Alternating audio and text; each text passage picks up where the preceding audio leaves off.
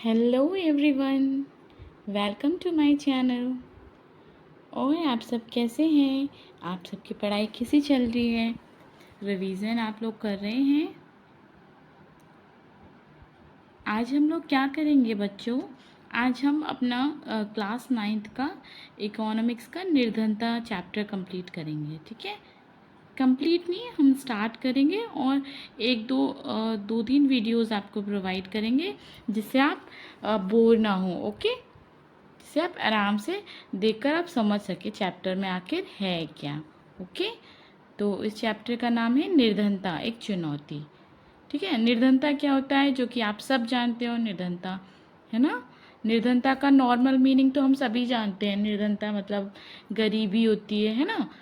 हम्म जैसे जिस जो अपनी कुछ मेन ज़रूरतें जो नीड होती है हमारी वो पूरी नहीं कर पाते हैं तो वो निर्धनता ही कहलाती है ना। एक तरीके से हमारा खाना पीना नहीं हो पाता है ठीक से, है ना। और ऐसे ही जो चीज़ें होती है ना तो वो हम कंप्लीट नहीं कर पाते तो उसको निर्धनता कहते हैं। ये तो हमारे सिंपल शब्दों में है, गरीबी, निर्धनता। लेकिन हमारे चैप्टर में क्या है, हमारे चैप्टर में क्या है वो हम देखते हैं। इसमें ना निर्धनता को बहुत अच्छे से समझाया गया है ना, डाटा बेस से समझाया गया है कि इसमें क्या क्या इसमें डाटा दिया हुआ है ना। कि कौन सी ईयर में क्या कितनी निर्धनता थी, है ना, कितनी गरीबी थी, 2011-12 में क्या था और उससे आगे ईयर्स में कैसी थी निर्धनता। ओके, ये हम सब जानेंगे। ठीक है, तो हम अवलोकन पढ़ते हैं। अवलोकन में क्या दिया हुआ है, इस चैप्टर के बारे में दिया हुआ है। ठीक, ओके, देखिए इस अध्याय में निर्धनता के विषय में चर्चा की गई है। किसके विषय में चर्चा की गई है बच्चों? निर्धनता के विषय में, जो स्वतंत्र भारत के सम्मुख एक सर्वाधिक कठिन चुनौती है। जो स्वतंत्र भारत के सम्मुख क्या है, हमारे भारत के सामने ये एक बहुत कठिन चुनौती है। उदाहरण द्वारा ये बहुआयामी समस्या की चर्चा करने के पश्चात ये अध्याय सामाजिक विज्ञानों में निर्धनता के प्रति दृष्टिकोण की भी चर्चा करता है। भारत तथा विश्व में निर्धनता की प्रवृत्तियों को निर्धनता रेखा के अवधारणा के माध्यम से समझाया गया है। ठीक है, तो किसके माध्यम से समझाया गया है निर्धनता को? इसमें निर्धनता रेखा के है। ठीक है, मतलब एक लाइन बनाई गई है एक तरीके से जिससे कि आप उससे समझ सकोगे कि निर्धनता की रेखा क्या है ना। निर्धनता के कारणों, उसके कारणों एवं सरकार द्वारा की गई निर्धनता निवारणों के उपायों की भी चर्चा की गई है। ओके, तो उसकी क्या निवारणों की भी चर्चा की गई है कि हम निर्धनता को कैसे मिटा सकते हैं, है ना। और उसके उपाय भी बताए गए हैं। निर्धनता की आधिकारिक अवधारणा को मानव निर्धनता तक विस्तृत करके अध्याय का समापन किया गया है। ठीक है, सॉरी अगर आपको मेरी आवाज़ अगर ज़्यादा समझ नहीं आए, थोड़ा सा स्लो आ रही हो ना बच्चों, तो थोड़ा सा वायरल इन्फेक्शन है ना, तो आपको आवाज़ में थोड़ी दिक्कत लगेगी, तो थोड़ा सा मैनेज कर लेना। ओके, ठीक है। तो हम क्या पढ़ रहे थे इसमें? मानव निर्धनता तथा विस्तृत करके अध्याय का समापन किया गया है। इसमें जो ना निर्धनता के बारे में जो सारे उपाय और इसमें ना इसमें विस्तृत करके बताया गया है निर्धनता को। ओके, चलिए परिचय पढ़ते हैं। परिचय मतलब इसके बारे में अब सॉरी अपने दैनिक जीवन में हम अनेक ऐसे लोगों के संपर्क में आते हैं जिनके बारे में हम सोचते हैं कि वे निर्धन हैं, है ना। वे गाँव के भूमिहीन श्रमिक भी हो सकते हैं और शहरों की भरी झुग्गियों में रहने वाले लोग भी। वे निर्माण स्थलों के दैनिक वेतनभोगी शामिल भी हो सकते हैं और ढाबों में काम करने वाले बाल श्रमिक भी। वे चित्रों में बच्चे उठाए भिखारी भी हो सकते हैं, है ना। वो भी निर्धन कहलाते हैं। इसमें निर्धनता के बारे में दिया है तो हर तरीके के निर्धनता के बारे में दिया हुआ है। वे चित्रों में बच्चे उठाए भिखारी भी हो सकते हैं। हम अपने चारों ओर निर्धनता देखते हैं। वास्तव में देश का हर 5वां व्यक्ति निर्धन है। इसका अर्थ यह है कि वर्ष 2011-12 में क्या था, भारत में मोटे तौर पर 270 मिलियन या 27 करोड़ लोग निर्धन निर्धनता में जीते हैं। इसका यह भी अर्थ है कि विश्व में भारत में सबसे अधिक निर्धनता का संकेंद्रण है। यह इस चुनौती को गंभीरता को दर्शाता है। ठीक है, ये क्या दर्शाता है? निर्धनता की गंभीरता को दर्शाता है। निर्धनता के दो विशिष्ट मामले, इसमें निर्धनता के दो विशिष्ट मामले दिए हुए हैं, है ना। उदाहरण के तौर पे दिया हुआ है, जिसे आप निर्धनता समझोगे, गरीबी को समझोगे। गरीबी के दूसरा नाम निर्धनता है ना बच्चों। ओके, ठीक है। देखिए, इसमें 33 वर्षीय एक उदाहरण दिया हुआ है। 33 वर्षीय रामशरण झारखंड में रांची के निकट गेहूं के आटे की एक मिल में दैनिक श्रम के रूप में काम करता था। जब कभी उसे रोजगार मिलता तो वह एक महीने में लगभग 1500 रुपये कमा लेता था। कितने में? एक महीने में 1500 रुपये, है ना। समझ रहे हो ना आप लोग?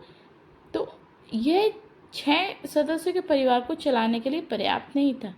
1500 रुपये महीने में कैसे पर्याप्त हो सकता है सदस्यों को चलाने के लिए, है ना। जिसमें उसकी पत्नी और 6 माह से 12 वर्ष तक की आयु के बच्चे, उसमें कौन कौन था? उसकी पत्नी थी, 6 माह से 12 वर्ष तक की आयु के 4 बच्चे शामिल हैं। उसे रामगढ़ के समीप आगे दिया हुआ है। ओके, ये देखिए, इसमें सीन दिया हुआ है, ये हम देखते हैं, थोड़ा ये भी पढ़ लेते हैं, फिर उसको भी कंप्लीट करेंगे स्टोरी को। देखो, मकान का किराया अदा करने के पश्चात, नहीं, किस चीज़ में दिया? रामशरण की कहानी जो हम पढ़ रहे थे अभी, है ना। तो रामशरण की कहानी के तौर पर ये चित्र दिखाया गया है कि रामशरण की कहानी इस चित्र में दिखाई गई है। जैसे क्या है ये? अभी देखा था हमने, फ्लोर फैक्ट्री में काम करता था ना, फ्लोर मिल में, आटे की फैक्ट्री में काम करता था। देखो, ये काम कर रहे हैं, है ना। मकान का किराया अदा करने के पश्चात गांव में बूढ़े माता पिता के लिए कोई पैसा नहीं बचता था, है ना। उसके पास पैसा नहीं बचता था। ये देखो, ये बच्चा कुछ बोल रहे हैं, अम्मा आप देर से आई हो, भैया बिना खाना खाए काम पर चले गए, है ना। ये एक गांव का माहौल दिखाया गया है ना, गांव का जो ऐसा होता है ना, तो वो सब आपको क्रिएट करके दिखाया गया है फ़ोटो में, ठीक है, पिक्चर के थ्रू। ओके, एक्चुअली मेरी आवाज़ थोड़ी सी कम निकल रही है बच्चों, थोड़ी तबीयत में। ओके, तो आप लोग को समझना है तो मैं रिपीट कर दूँगी, ठीक है। ओके, चलिए, ठीक है। हम रामशरण की स्टोरी पढ़ रहे थे ना, कहाँ पे थे हम? हाँ, हम इसमें थे कि आयु के 4 बच्चे शामिल थे, 6 माह से 12 वर्ष के बच्चे शामिल थे ना। उससे रामगढ़ के समीप क्या किया गया था? गांव में जा रहे अपने बूढ़े माता पिता के लिए भी पैसा भेजना पड़ता है, ठीक है, वो बता रहा है इस बारे में। उसके भूमिहीन श्रमिक पिता अपने जीवन निर्वाह के लिए रामशरण और हजारीबाग में रह रहे उसके भाई पर निर्भर हैं। रामशरण शहर के बाहरी क्षेत्र में स्थित भीड़ भरी बस्ती में किराए पर एक कमरे के मकान में रहता है। रामशरण कहाँ रहता है? शहर के बाहरी क्षेत्र में स्थित, शहर का बाहरी क्षेत्र है जहाँ पे भीड़ भरी बस्ती के किराए पर एक कमरे में रहता है। यहाँ ईंटों और मिट्टी के खपड़ों से बनी एक काम चलाऊ झोपड़ी है। उसकी पत्नी संता देवी कुछ घरों में अंशकालिक नौकरानी का काम करती है, ठीक है। उसकी पत्नी अंशकालिक मतलब थोड़े टाइम के लिए, है ना। ओके, थोड़े टाइम के लिए काम करती है, कभी कभी जाती हैं तथा 800 रुपये और कमा लेती हैं उनकी पत्नी। एक दिन में 2 बार दाल और चावल का अल्प भोजन जुटा लेते हैं। वो एक दिन में क्या करते हैं? दाल और चावल का थोड़ा भोजन जुटा लेते हैं दोनों मिलकर, ठीक है। पर यह उन सबके लिए पर्याप्त नहीं होता है। उसका बेटा परिवार की आयु में वृद्धि के लिए चाय की दुकान में एक सहायक का काम करके 300 रुपये और कमा लेता है। उसकी 10 साल की बेटी छोटे बच्चों की देखभाल करती है। कोई भी बच्चा स्कूल नहीं जाता। देख रहे हो ना आप लोग, देख रहे हो ना सीन को, समझ रहे हो ना बच्चों? इसमें क्या दिया हुआ है ना कि एक 10 साल का बेटा है, 10 साल की बेटी छोटे बच्चे की देखभाल करती है, मतलब वो नहीं पढ़ पा रही है ना। तो जब आपको पता है ना, जब हम नहीं पढ़ पाते हैं, हमें शिक्षा प्राप्त नहीं हो पाती है, तो गरीबी की तरफ हम अग्रसर होते हैं, आगे बढ़ते हैं ना गरीबी की तरफ, है ना। जब हम पढ़ाई नहीं कर पाएंगे, हम किसी चीज़, कोई स्किल नहीं होगी हमारे पास, कोई कौशल नहीं होगा हमारे पास, तो फिर हम किसी चीज़ को नहीं कर पाएंगे, जिससे हम गरीबी की तरफ आगे बढ़ते चले जाएंगे। ठीक है, तो आगे हम बढ़ते हैं। कोई भी बच्चा स्कूल नहीं जाता, उसमें से कोई भी बच्चा स्कूल नहीं जाता था। उनमें से प्रत्येक के पास 2 जोड़े फटे पुराने कपड़े ही हैं।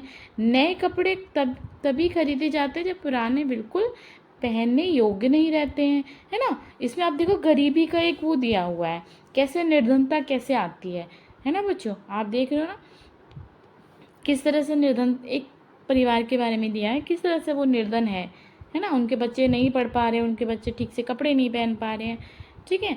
तो वो बिल्कुल ऐसे कपड़े पहन रहे हैं जो पहने योग्य नहीं रहते हैं। जूते पहनना विलासिता है, मतलब वो जूते नहीं पहन रहे हैं, जूते नहीं पहन रहे हैं मतलब अगर वो जूते पहनेंगे तो मतलब वो सोचेंगे ये एक्स्ट्रा खर्चा है हमारा जूता पहनना। छोटे बच्चे अल्पोषित रहते हैं, जब वे बीमार होते हैं तो उन्हें चिकित्सा की और सुविधा नहीं मिलती है। तो उन्हें जब वो बीमार होते हैं तो उन्हें चिकित्सा की भी सुविधा नहीं मिल पाती है उन बच्चों को, है ना। गरीबी की परिभाषा देख रहे हैं हम लोग, ठीक है। अब एक ग्रामीण निर्धनता, ये एक ये वाला दिया हुआ है, ओके। ये भी एक स्टोरी दी हुई है। हमने ऊपर पढ़ा था ना कि हमें 2 स्टोरी पढ़नी है ना निर्धनता, सॉरी सॉरी।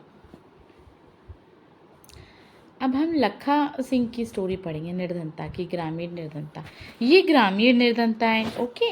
वो कौन सी निर्धनता थी हमने जो पढ़ी थी, ये शहरी निर्धनता थी, ये शहर वाली निर्धनता थी। शहर में लोग इस तरीके से रहते हैं जैसे उसकी वाइफ काम करती थी ना, हमने देखा था ना उसकी बीवी जो थी पत्नी उसकी, तो काम करती थी राम शरण की, उसके बच्चे अपने छोटे बहन भाइयों को पाल रहे थे, है ना। तो और उनको खाना भी ठीक से नहीं मिल पा रहा था, ओके। ये शहर के बारे में बताया, शहर में लोग इस तरीके से गरीब रहते हैं। अब गांव के देखते हैं निर्धन परिवार के बारे में। लखा सिंह उत्तर प्रदेश में मेरठ के पास एक गांव का रहने वाला था। उसके परिवार के पास कोई भूमि नहीं है, इसलिए वह बड़े किसानों के लिए छोटे छोटे काम करता था। क्या करता था वो? छोटे छोटे काम करता था कि उसके पास कोई खुद की भूमि नहीं थी, ठीक है, ओके।